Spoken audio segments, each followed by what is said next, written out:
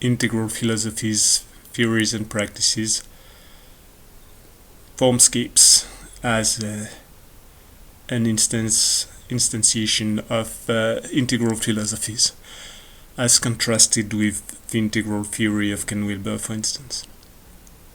So what I said or expressed last time was the idea that any integral framework, any integral practice can be explored using various integral approaches, and notably the various consciousness structures expressed by Wilber, or much more acutely, or much more deeply by Gebser. So the tools that correspond to each narrative structure or each structure of consciousness differ. They are very broad. Like you have a broad spectrum of tools that can be used at any level, in any structure. And the ones we're most familiar with would be the ones corresponding to the mental rational level or perspectival level. So these are the tools that allow us to see, aim, and direct actions towards something. So if we go back to Gebser's approach, tools of a perspectival era are made to emphasize the visual content, the actual sight ability. This is much in resonance to the work of thinkers like Harold Innis, Marshall McLuhan, or Walter Hong, exploring how the medias we use to convey our thoughts or to do our will, the mediums we use are actually shaping us at least as much as we are shaping them. And the famous quote by Marshall McLuhan, "The medium is the message," or in his intentional pun a few years later, "The medium is the message." The tool that is used to serve an end, the mean to this end, ends up, after it becomes familiar, replacing this end quite often. One of the tools Marshall McLuhan designed was this square of four basic actions that any change in medium add. So every new medium, every new mean of doing something, obsolesced something prior. It retrieved something from an older time. It expanded capabilities, and it reversed when used past a certain stage that Gebser maybe would have called going from the efficient mode to the deficient mode, going from what Gebser would call the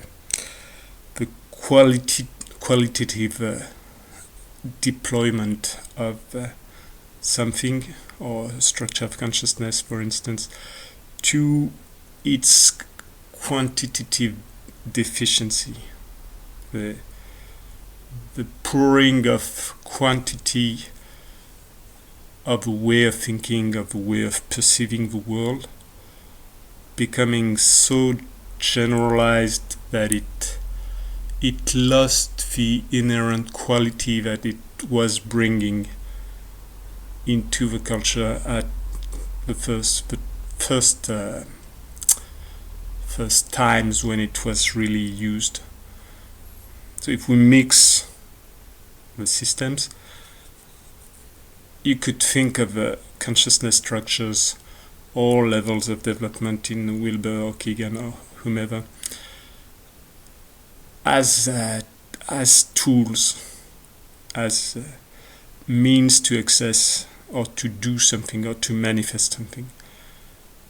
So what is manifested in consciousness is the further individuation that is accompanied by this separation from unity, from the background. So the more you individuate, the more you become a single unity in a system of other unities. The more you distance yourself and dissociate yourself and differentiate yourself from the greater unity that can be called their wholeness. So the levels of hierarchies, you would have greater whole would be perceived as wholeness for something, and smaller unities, like in system theory you'd call them elements, and the greater whole would be called the system. The smaller unities are just parts there. The more you focus on the part, the more individuated they become, the more the focus is on their own existence, own adventures, the less it is on the existence of a greater whole. So, for instance, the individuation of the human species is done at the cost of the felt unity of, say, nature or Earth or the planet, whatever narrative or scale you decide to use. So the tools of the rational era come with all that the rational era or the mental perspectival consciousness structure brought, and it comes with all its shadows too. So all the biases, secondary effects, all the drifts, all the reversals that are not only potential but that are unavoidable. They're due to the tool itself. So when we explore rationality, for instance,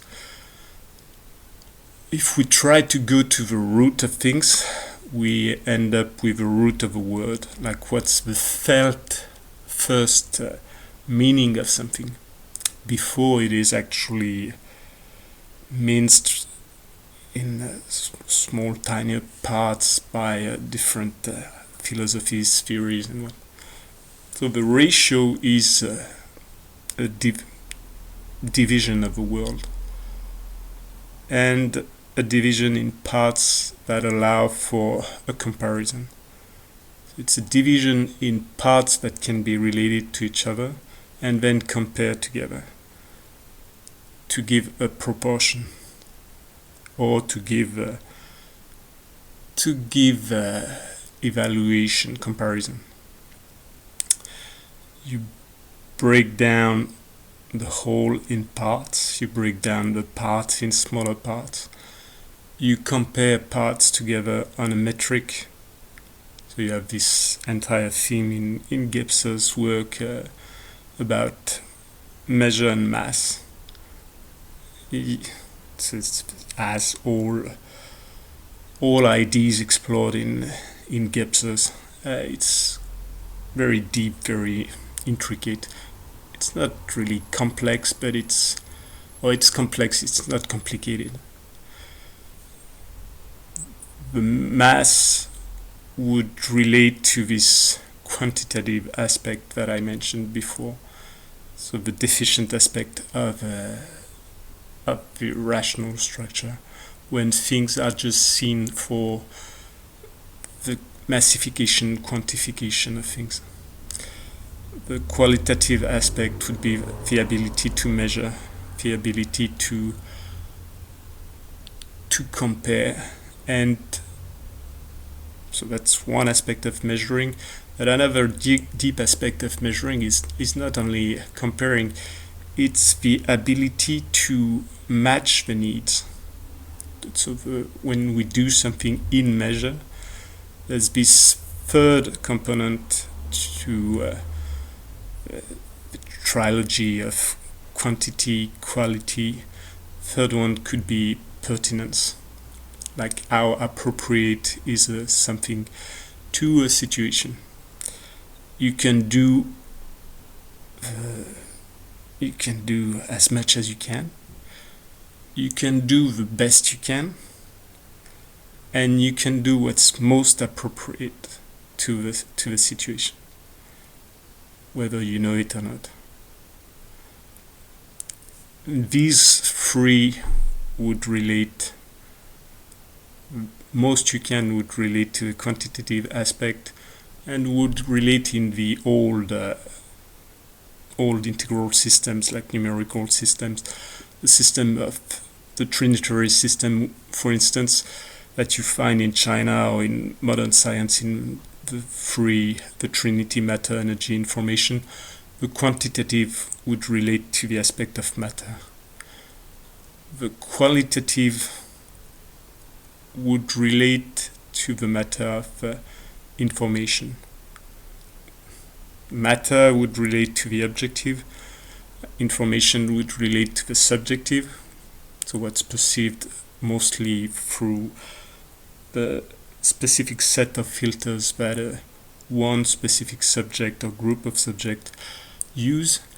And the third one, the pertinence, is linked more to energy, which energy or movement or actions, and it's linked to the relational or relative aspect of things. So when we explore Formscapes, for instance, using tools of the rational mind, we get to all this exploration of what the site contains. So what actual physical elements, what actions it contains, what type of information or content it contains. So as I said last time, you'll see very fast a focus on beautification, on beauty, with a strong focus on music, art, the oral art, like clear expression of ideas, well rendered through careful writing, and an expressive orality to convey it. The same way the background music carries the tone of the video and helps the listener enter in a sort of trance or sort of altered state of consciousness where the content is seeping in, although a lot of the initial material that is conveyed, so fairly deep philosophical content or scientific content, that are oftentimes maybe not so much the specialties of the watchers. The average watchers, like Formscape, somehow ended up being attracting a lot of people that are more leaning into the esoteric or the occult, and which is quite interesting too, since I doubt it was the target audience at first. But since a lot of people who started to watch it were maybe not the primary target audience, all the aesthetics, the beautification of the content helps carry through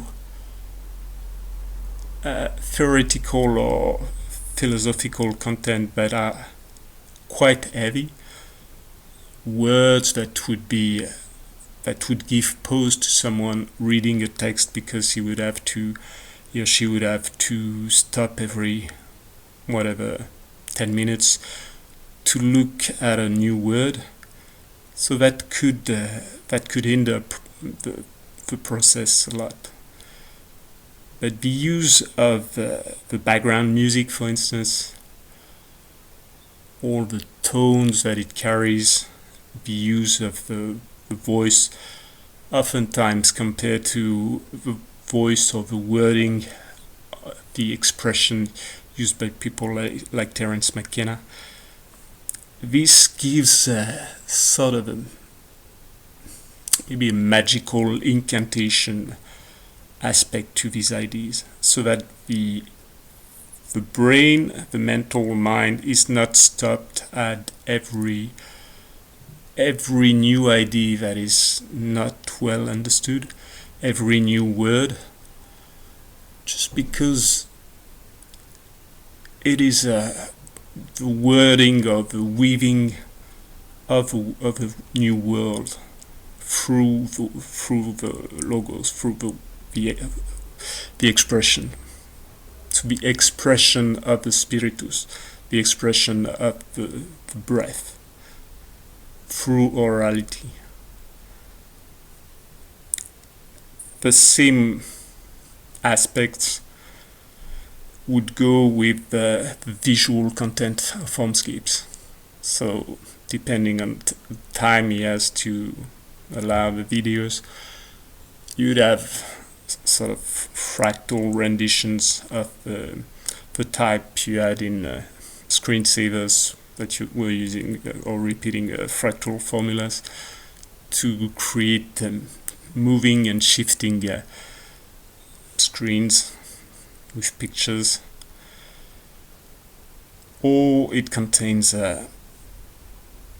diagrams, explicitations of the ideas on visual and aesthetic form, or it contains pictures relating to the content, or big vistas of nature, for instance, quite often.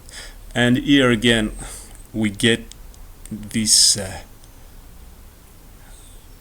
especially when he uses big vistas of broad landscapes of beauties of nature, we very fast get this feeling of being absorbed or being carried on a journey, a voyage, a trip into maybe the unknown, or into territories that may not be clearly known, clearly understood, but can be explored, can be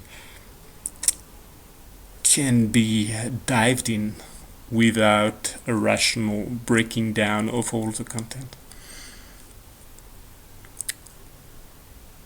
So that's the beauty aspect that you find too in the incantative quality of the voice. You have a lot of things to say about the hypnosis or NLP practices of the voice as a way to connect and then convey meaning, convey ideas, or convey influences, communicate. So to communicate, you need to create common ground. From the existing commons, you try to create more, like the usual ideas, 2 or 3 units of commons. So it's follow, lead.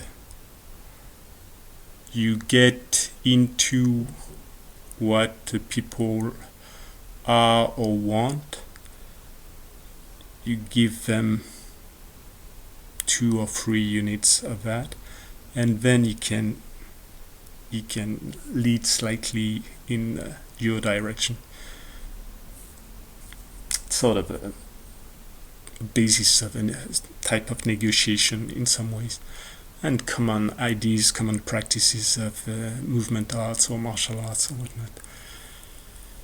You link or you connect, you blend or you sync.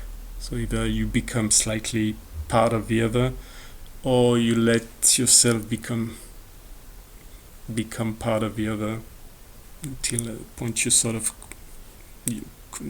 of control, and you move from the common ground. You do not move from yourself acting on otherness. You try to move from the commonalities. So the idea there is the same somehow. You give listeners or watchers what maybe not their mind, their mental mind, but maybe what the soul aspires to, say beauty, or in the content, as we'll see, meaning, sense. And from these commons that you've established, like you touch the other where you connect. So Kehlan would have identified in himself this need for beauty, for meaning, for sense, direction, signification, perception, and he provides it. In exchange, is allowed to lead the journey in directions that may not have been maybe so obvious or so sought after at first by his listeners. So I'm quite sure that many people that were maybe not disgusted but repulsed by the specialization of the language in many philosophical texts got back to it due to his work. In the same way, maybe he got back to it due to the work of John David Hebert or whomever else. So now, if we contrast it with, so that's the elements that are seen: the music, the voice, the rhythm, the pictures, the attention to detail, the graphs, or the type of schemas that are used. And as for the content, like when we look at the actual elements that are included, as I mentioned, you find basically originally, so the first videos are on Gene Gebser, and Gene Gebser is a sort of odd character, because in time of specialization he was in many ways a generalist. As I mentioned too, the guy is obviously a traveler. He's an artist in many ways, at least in his use of language. He's a very careful thinker. He's a philologist, like he's a specialist of languages. He learned many languages fluently. He's not so much maybe an ideologue. he fled Nazi Germany, then he had to flee Republican Spain when the Franco troops bombed. Got nearly killed a couple of times. So he didn't really fight for the big, straightforward and sort of simplistic ideologies of his time. The mental superorganism that started to lead the way during the 20th century, be it on the revolutionary side and the counter-revolutionary responses, or the right or left, or whatever description can be used, is a much more careful thinker. Or careful meaning bringing detail, bringing care, attention, respect to the actual content and to the reader. So he's looking for somehow something more akin to what we find in Bateson later, a pattern that connects, unity in the midst of all this chaos, and not something maybe we could call hope, but meaning in the midst of horror. The sufferings of and the madness of all the 30s, the Second World War, of the 20s even, and go back to include the First World War very easily. So the madness of all these imperialistic superorganisms conveying this rational impulse of the age of reason, the age of science, blending with the old structures of power and monolithic religion, monolithic rule of monarchy or things like this,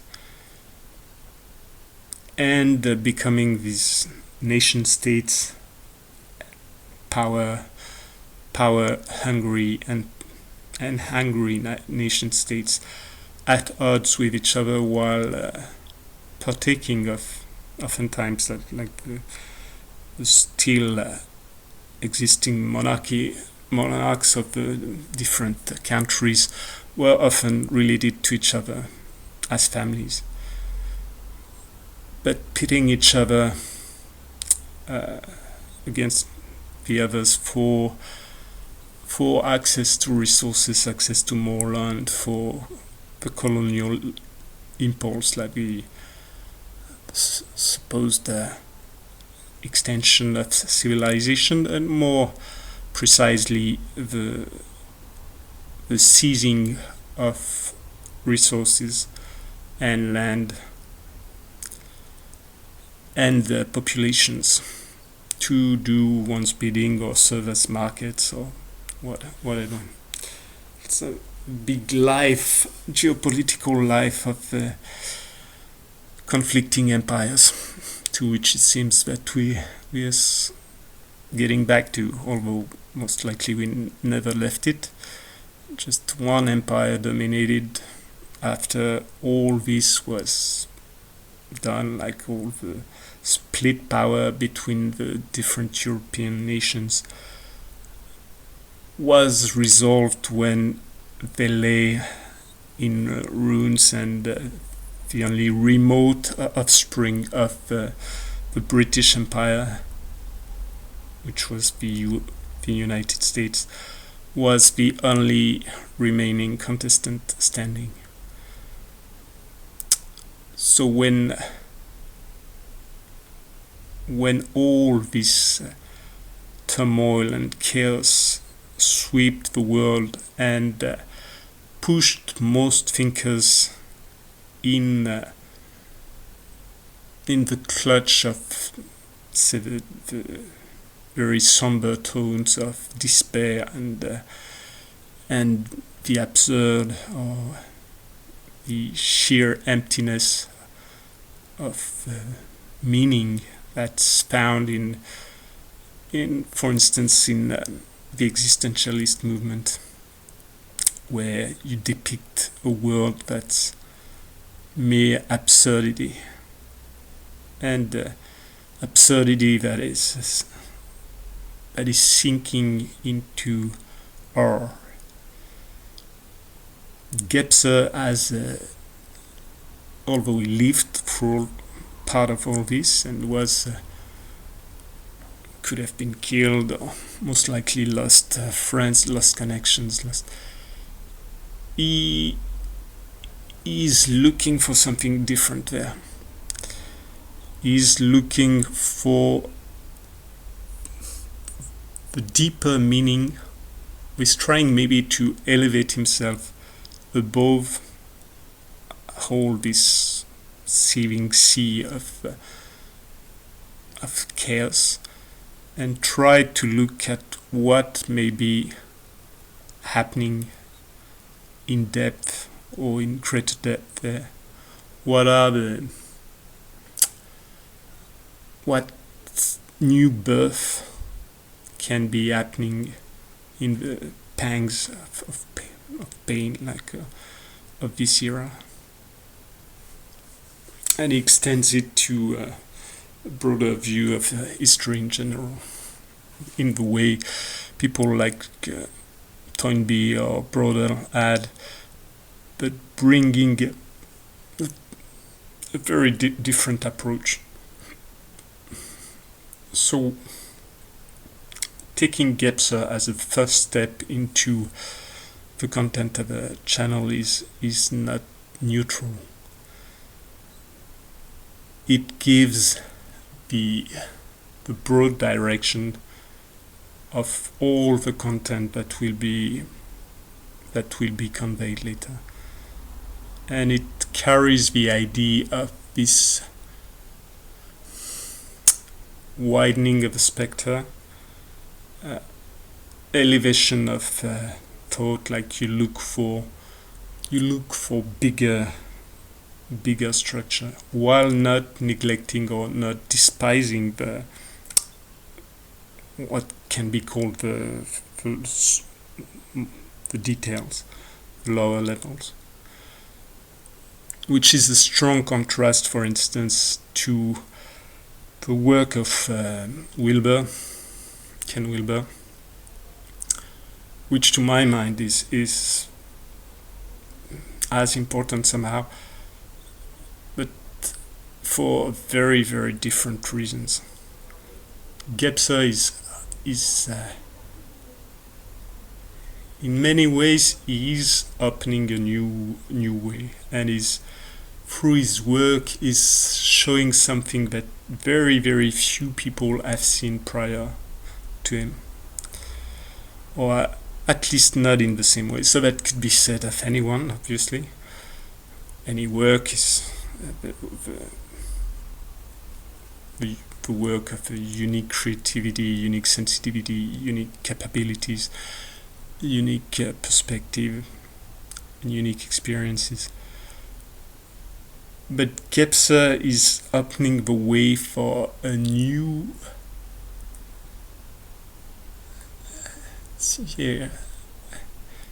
mode of perceiving the becoming of humanity. In that he's not alone, although a lot of the allies or a lot of the inspirations he found after he wrote his masterpiece, in the work, for instance, of Sri Aurobindo or Teilhard de Chardin. Maybe, I don't know if he knew about Whitehead or people like that. But so all these names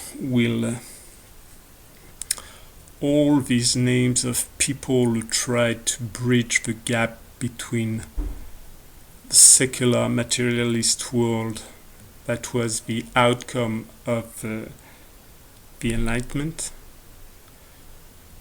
and bridging the gap to the previous world of the mythologies of so when I say previous world, I mean only in Europe. Previous world of the mythic, previous world of the religious, and of the magic and the archaic that he found in several other places of the world, still expressed strongly in the culture, and that he still felt in the modern culture of his time. So hence the idea of the structures, and not the idea of stages you go through and leave behind.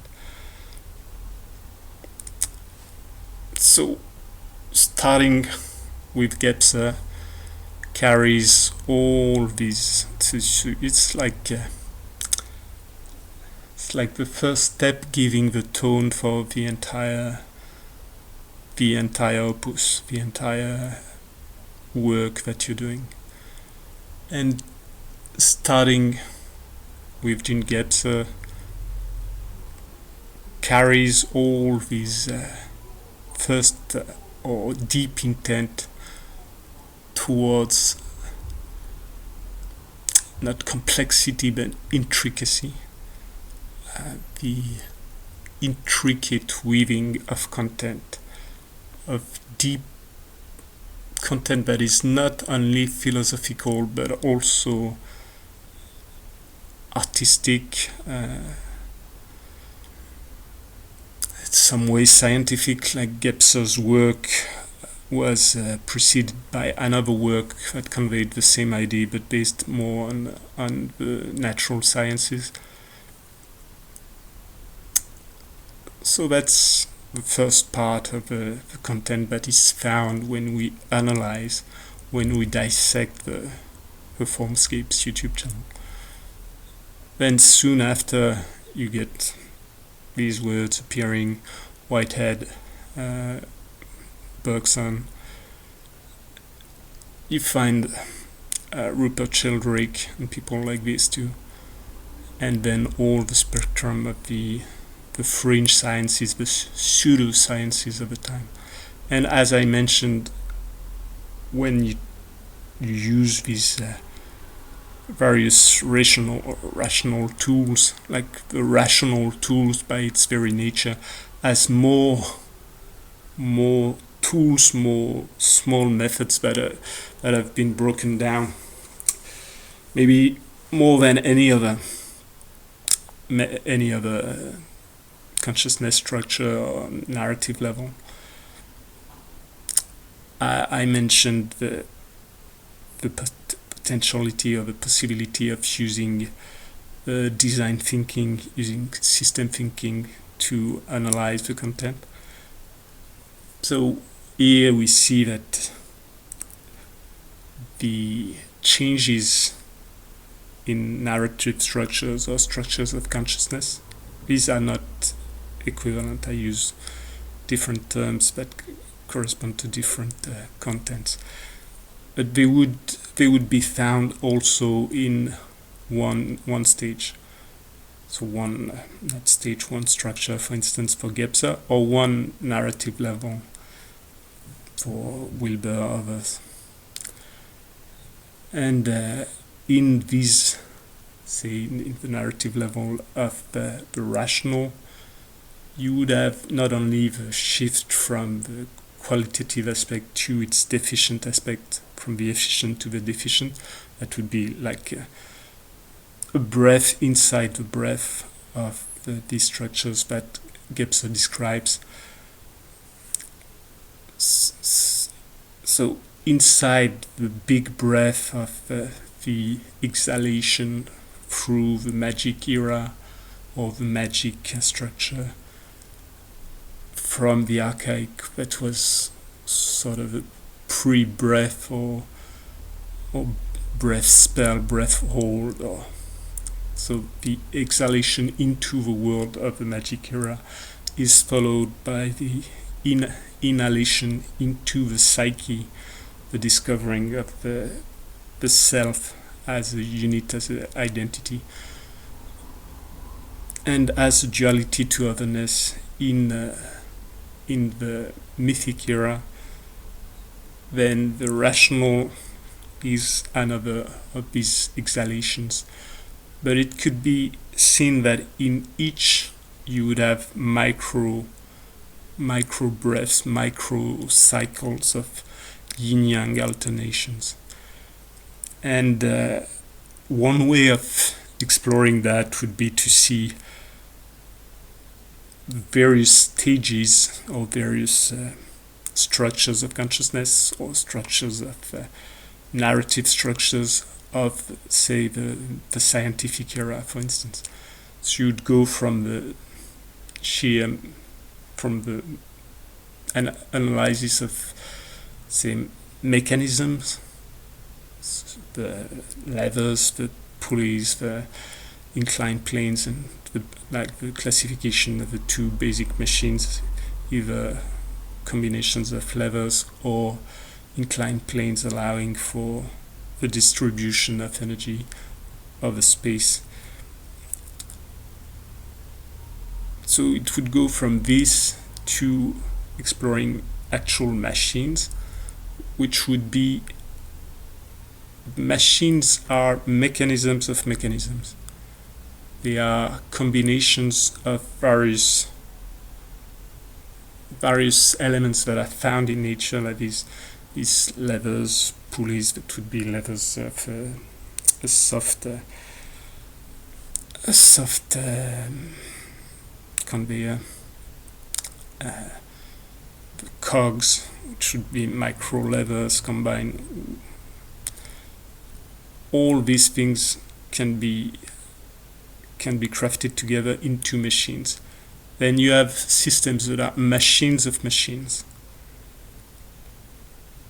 And then you get to systems of systems. And systems of systems of systems and whatnot. So you have, I could go for quite a long time trying to depict various ways of classifying all these evolutions in the scientific or the rational thinking.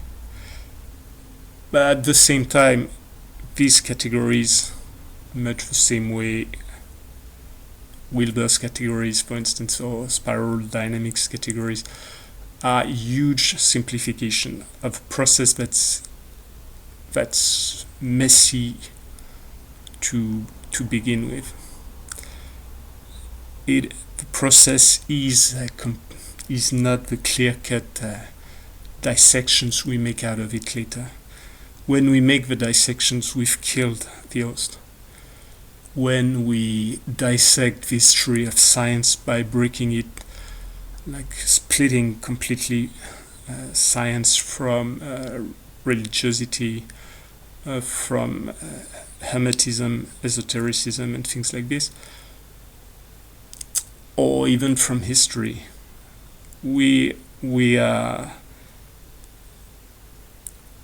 creating cuts where it is most convenient from our point of view and our goals. If you get back to these periods by trying to put yourself in someone's shoes of the time, all the classifications that seem completely obvious to us now because we've been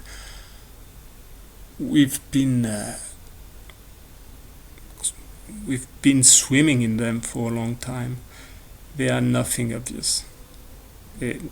People of the past, people of other countries, and at a smaller scale, other people do not see the world as we do.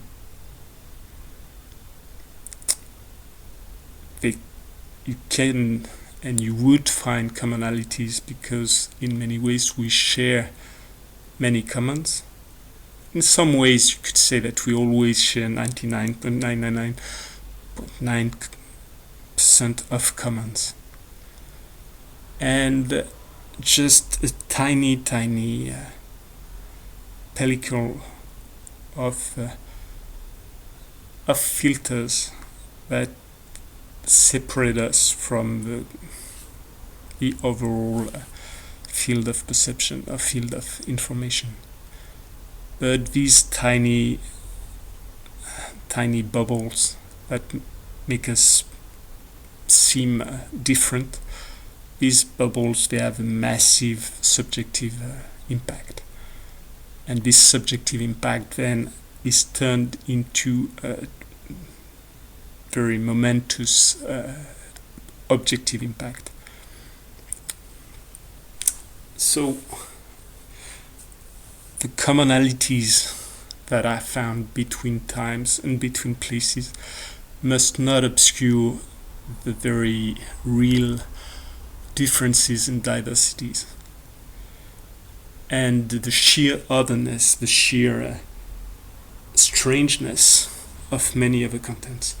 It would be very, very difficult for any of us to understand any prior era, although on a theoretical point of view we seem to resonate more with some time period or some people.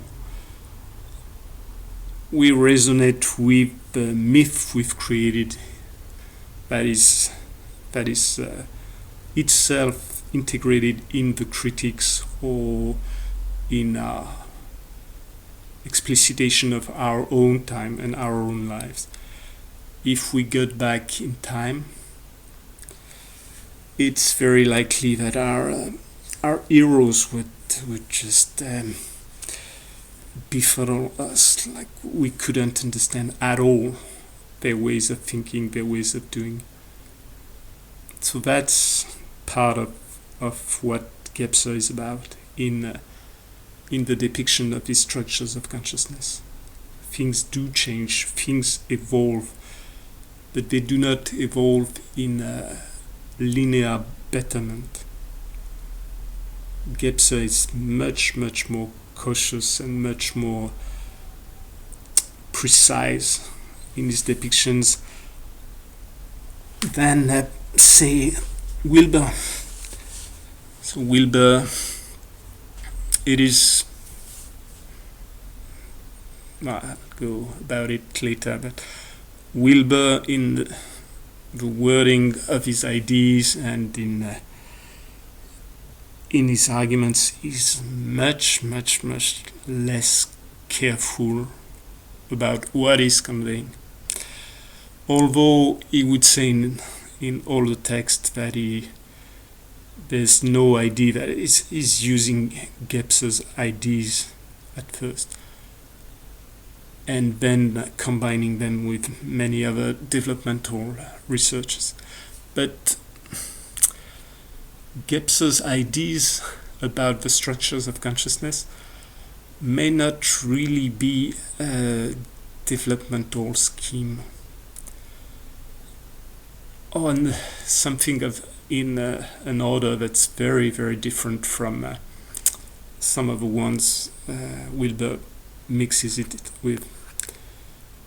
So Wilber is popularizing something, is publicizing something, and is calling into existence an actual movement and an actual practice of what Gebser, for instance, is just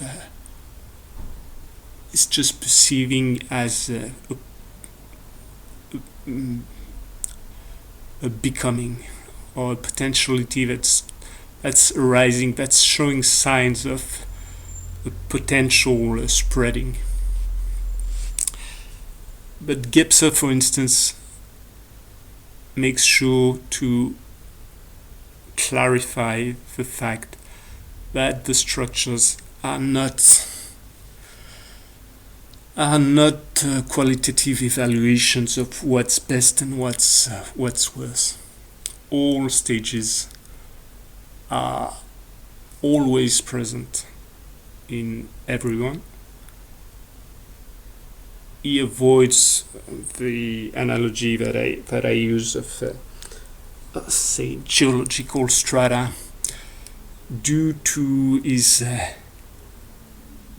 first his care, like his attentiveness to or his precision in the ideas and the words, but also for the coherence of the system is depicting. So is expressing the idea that the integral or the birth of the aperspectival structure of consciousness is the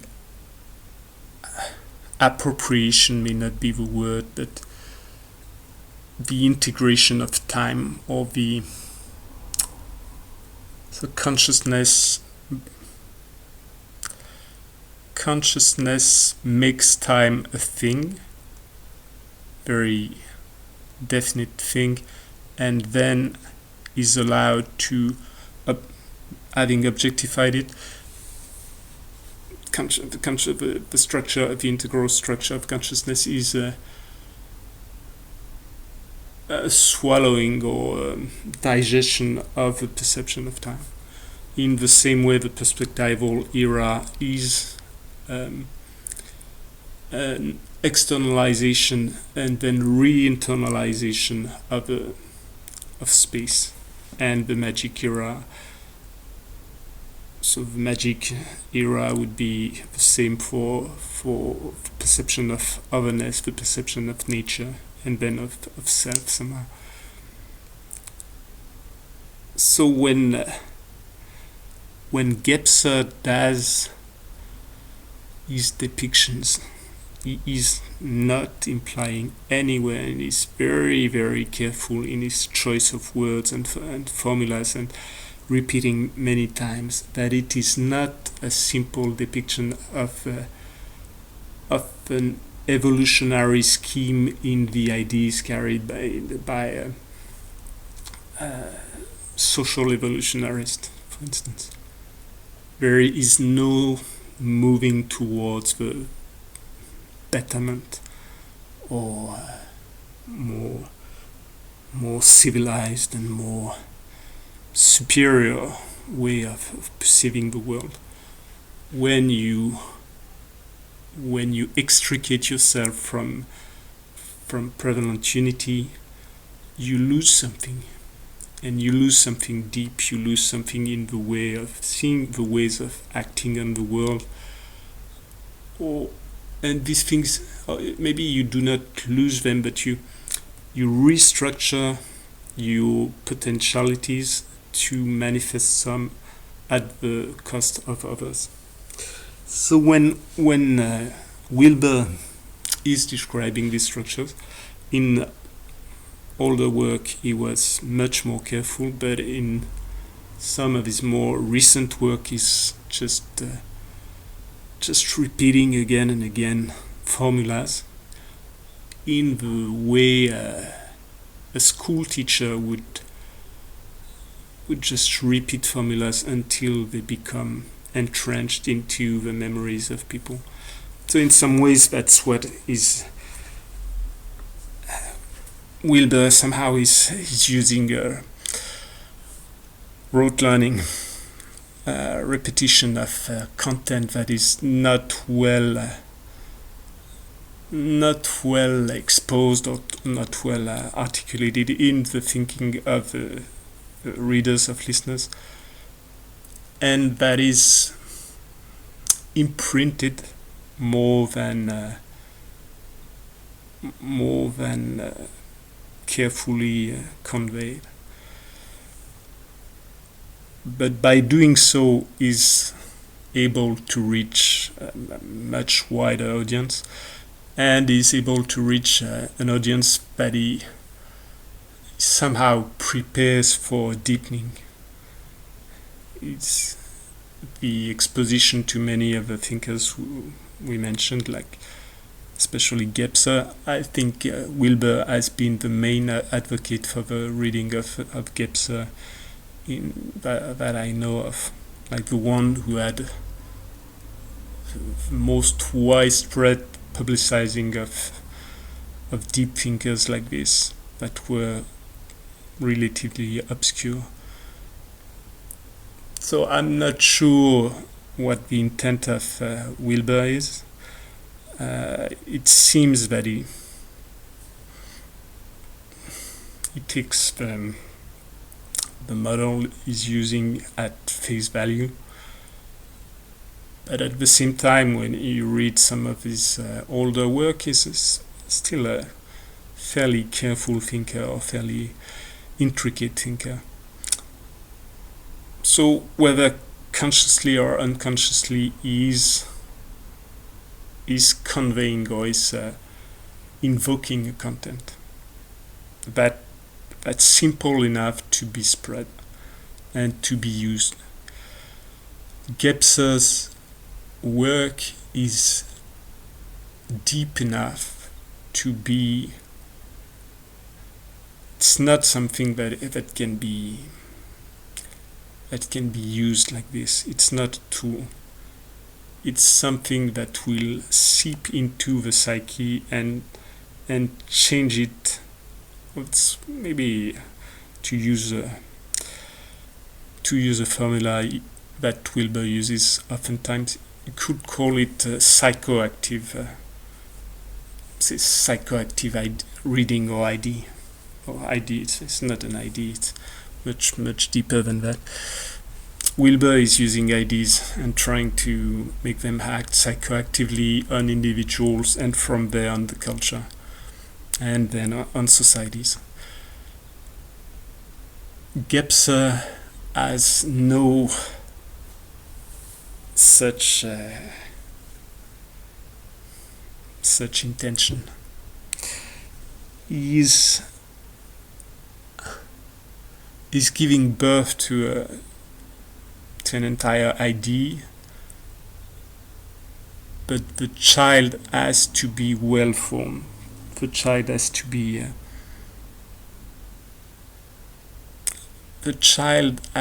be accurate or organized enough to be able to live a life that's long enough for its becoming to actualize. In many ways, Wilber is a consequence of Gebser. I can easily understand some critics. As I mentioned, I was still reading in parallel the latest opus by Wilber and The Ever-Present Origin. And this is a radical experience as far as the aesthetics and the use of language. So I'm not reading in German. I'm reading in English. I must say that the translation to me seems very good, because the felt quality of content. So maybe there might be some loss, in which case there is some loss for sure in the shift from one language to another. But still, if there is loss, it means that it's even richer in the original. But so what we see, as mentioned before, in Formscapes echoes much more what we see in Gebser than what we see in Wilber. So Formscapes is also somehow a channel aimed at publicizing ideas, using medias that have a much wider spread than books by far now. So now I doubt any of the young people read a lot of books, at least prior to exposition to people like Morgan, Kehlan Morgan, and footnotes to Plato, or many other young thinkers like this, that can give a taste, can make you feel that, all these things are not dead academic content, or things that you need to explore so that you get an evaluation of the quality of your potential future participation into the machine of society. So these are thinkers that make you, or can make young people, aware of the depth of experience that is behind the writing of some of the books, the depth of questioning, the depth of angst sometimes, and in some ways I'm sure these guys are doing a fantastic work of pushing maybe not so many millions, but maybe hundreds or maybe thousands of young people to delve into books they would never have opened otherwise. So in the same way, years prior, the children that were slowly drifting away from reading, so children of friends were rediscovering literacy with the sole work, for instance, of J.K. Rowling. J.K. Rowling did a work to allow for a gradual complexification of the reading. So more books becoming bigger as the readers aged, and the readers aging at the same time as their heroes, discovering much the same, or at least some of the same themes or same focus the heroes have with the different ages. And she did more to restore a taste for literacy than thousands of classes. So in some ways, at a maybe much smaller scale, because the content is much more intricate, or it's much harder to make it appealing to youngsters or to the masses. But in many ways, what is done in Formscapes and many YouTube channels that I'm really discovering in the last year, maybe in the last couple of years, these are doing the same for, say, philosophy. But now again, if we go towards the philosophical like the angle of philosophy, we can blast the work of Ken Wilber as being a constant reoccurrence of the same ideas that are not dug like from book to book. It's just the re-expression of the same concepts, depicting them as being actual entities of the world, which in some aspect they would be like any other idea, but at the same time, for compared to the carefulness and depth of content of Gebser's work, for instance, Wilber's work is very poor, but it is not a work of philosophy. In many ways, the writing of Wilber is not trying to entice the minds of very, very careful thinkers. It is trying to turn a complex content to something so common, so everyday, that it becomes a part of the global culture somehow. And slowly over time, it can be said that in some aspect he succeeded. Like the number of people that have been influenced by the integral theory or the various branches of integral thinking, although maybe not so many people go deeper than most basic approach. But it opened a lot of ways for many people. And especially it opened ways of practice. So here again, getting back to this, the content of Formscapes is very deep in the actual focal point of the channel. The focal point would be philosophy, sort of philosophy of science in some aspects.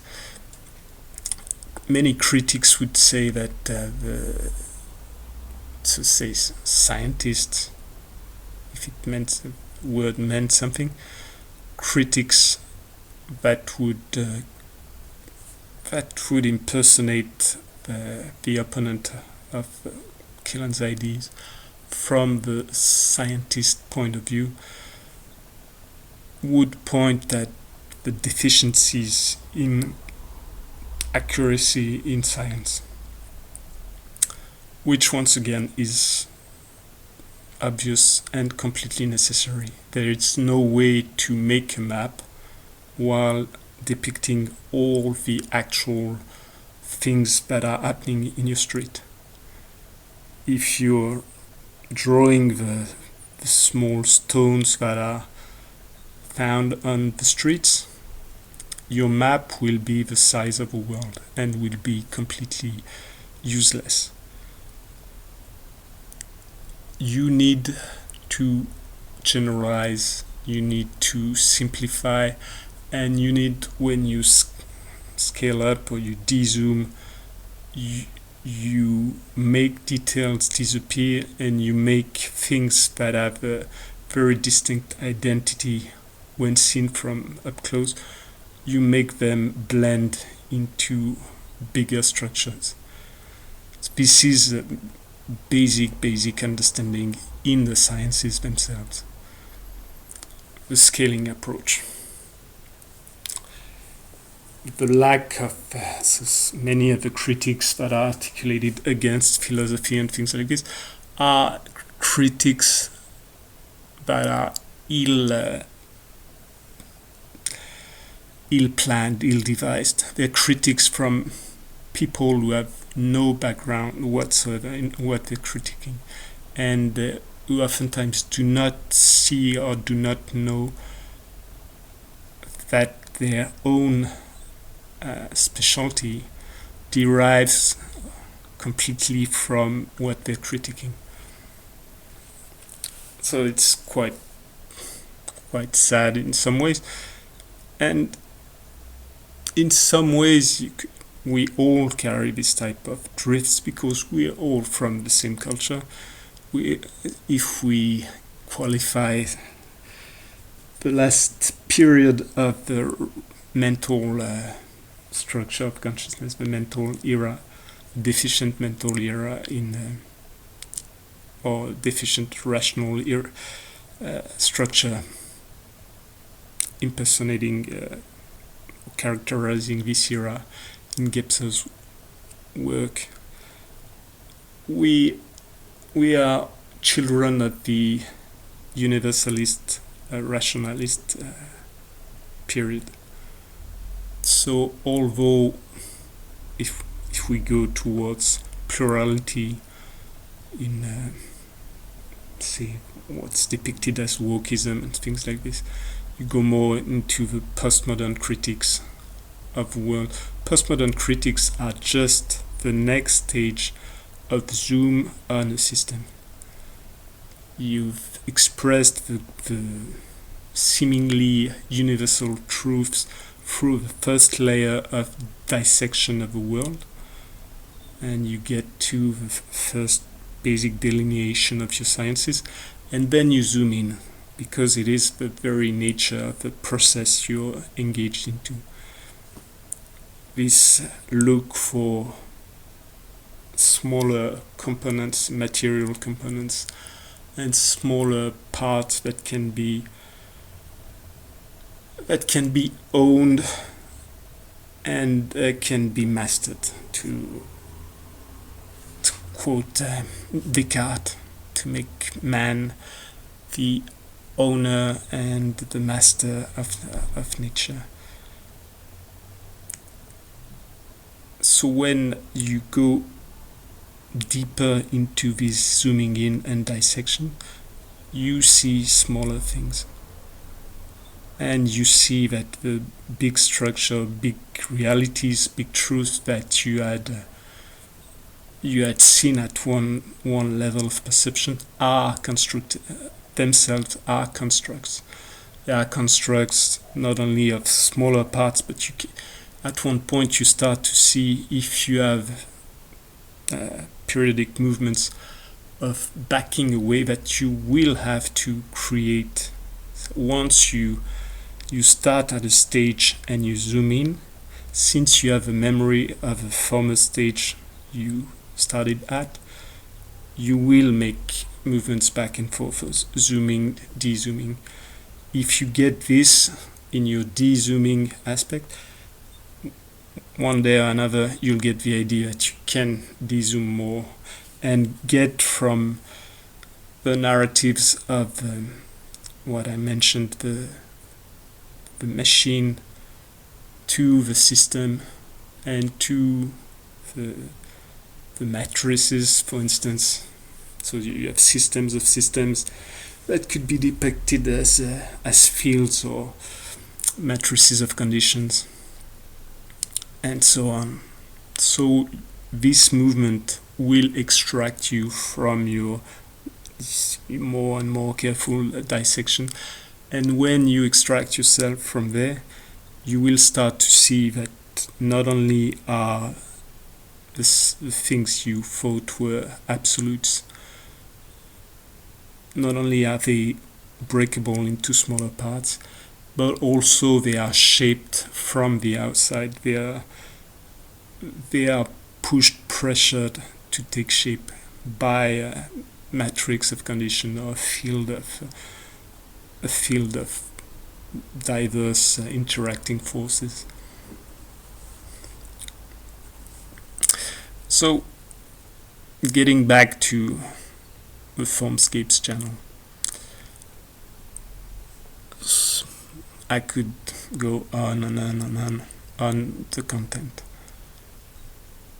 Some of the main aspects that I mentioned last time, and I'm sort of doing my Wilber thing, I'm repeating. It doesn't matter too much, since very few people will be watching this. So when Kehlan Morgan started, he brought unusual thinkers to the light, trying to explicit the messages, but not only explicit the messages, that's something very important. What Kehlan carries is the personal appropriation of content that's found to be a rich food for the soul and the mind, and how it can be personalized or digested personally and expressed in the personal treasure or the personal gift of one individual. So is not clarifying Gebser. He's using Gebser as a way to branch to streams of ideas, streams of stories, and in these streams of stories and ideas, is not doing at all what academic philosophers, for instance, would sometimes describe their work to be. He's not a philosopher in the modern sense of the word. He's not just writing footnotes to Plato. He's not commenting or reinterpreting what others thought. He's not an academic, at least it doesn't seem like it, but he's a thinker. He's a reader, he's a thinker, he's a creator, and so what he uses Gebser for is the actual explicitation of his own content, his own thinking, his own gift. Having interprets to clarify, say, in what's lost in translation while you travel is always meaningful. But then you always lose part of the original content, and you never know exactly how much of your translator's ideas or intentions or agendas are carried into the rendition he gives of what the other people are supposed to say. So the same problem could be found in the commenting or the reinterpretations, constant reiteration of new interpretations of older thinkers. This is interesting in many aspects, but the silencing of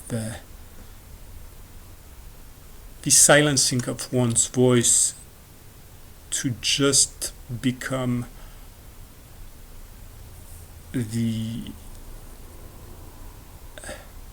not the interpret, but the commentator of the older voices, to me is a massive loss. If these comments, if these elucidations of thinkers or of practices, the exact same thing would appear with traditions, like traditional practices being integrated to create the unique art of an individual. If the expression of the tradition and the deepening or re-exploration, commenting of the tradition was an active part of the expression or consolidation of the unique gift of someone, then that would be, to me, very, very worthy, very useful. If, on the contrary, the academic institution turn the commenting into the unique and the rehearsal of older content, into the unique, valid way of expressing one's voice, thus silencing the potential geniuses, a genius not in the big IQ idea, but say that everyone carries a spirit, a jinn in the Arabic sense, and you can express it and make appear part of your dreams or part of your unique content that you carry and want to see expressed in the world. So your work would be your ability to do and change the world the way you would like to, and it is traded for money.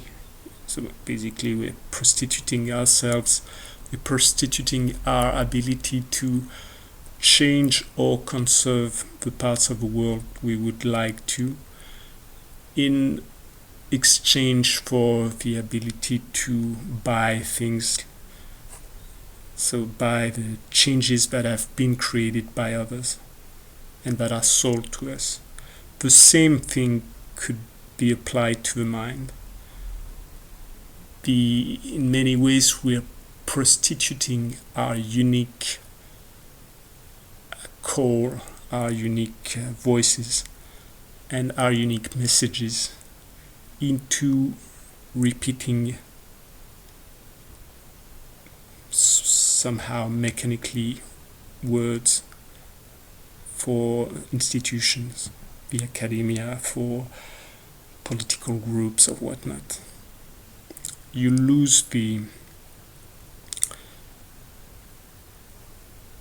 at the smaller scale is where you'll find in living systems the fastest potentialities for change, adaptation, transformation, because the generations are much faster, and the perception of the identities is less defined.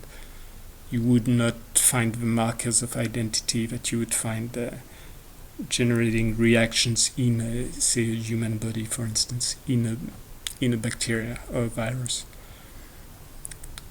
So, I won't go into the details of whether or not viruses are living organisms, but taking them as biotic agents, things that are done and that relate to life, process of life. It's much easier to change things from the bacteria and from viruses upwards than it is to change from the top down. When we change from the top down, say with all the genetic alterations and whatnot, we started by hijacking the abilities of smaller entities like viruses to do our biddings. So I won't go into all the detail. It's fairly easy to find how genetic change was affected using viruses. You'd find the same thing now with all the RNA research, or if you go into CRISPR, whatnot, you will see what can be done when you bypass, for instance, the perception of self and the ability to filter genetic information, for instance. But so it's much easier to generate novelty from variations in small parts than trying to change a big constituent all at the same time. The famous quip by Sadhguru describing a mechanic chatting with his customer, and the customer is a clinician or something like this, or a surgeon, and is supposed to fix the mechanics is supposed to fix his car. And the surgeon has no news and calls the mechanic at one point, and when he finally gets him, the mechanic tells him, "Well, I've been thinking, and we're doing more or less the same job. I'm repairing cars, you're repairing humans, but you paid 10 times or 100 times more than I am. So I was thinking that maybe I'll wait till you pay me more to fix your car." And then the surgeon answers, "Try fixing them while they run. Try changing a complex systems made of billions of individual parts while it is running. Much more difficult than changing one part, changing the heart or the idea of one individual part is a much easier endeavor. And now the idea in nature is that this change, if it is somehow beneficial, will spread. And in the Darwinian natural selection idea, it will spread and outcompete others. There's a lot of complexities around it because you can die of many different things, and it's very difficult to optimize for all the different causes of potential death at the same time. So model somehow, when you are used to say rough living of nature survival, somehow it is weak in some of its logics, but still parts of it, at least at some levels, could be they obviously have a value, not destroy, not value sufficient enough to become a monoculture and destroy all other ideas or all competing ideas, but still. So when you're converting someone, when you're changing someone's mind by say doing what Formscapes doing on his channel, you are effecting a slow change by changing an individual that maybe will express part of the ideas that are conveyed, but hopefully will do something very different, which is impersonate not the content but the process. And the process that Kehlan Morgan is impersonating or incarnating is this appropriation of the world, appropriation of the innumerable thinkers or the voices to give birth to oneself, to one's own personal gift to the world, one's own creation, one's own content. What Gebser does is maybe not as obvious, because Gebser would be an instantiation of a way of using the rational mind to access the other, what I call strata, but to say the other structures of consciousness, and is depicting it in ways like I'm just reading Gebser now, and it's always funny to see the amount of synchronicities or parallelism between very different life paths. Listening to Formscapes quite often, I was listening to better expressions or more careful expressions of some content that I had written or that I had exposed, but in contexts that are very different. Like I was coming from more Western, like Eastern philosophies, but mostly Eastern practices. Okay, I'll have to stop.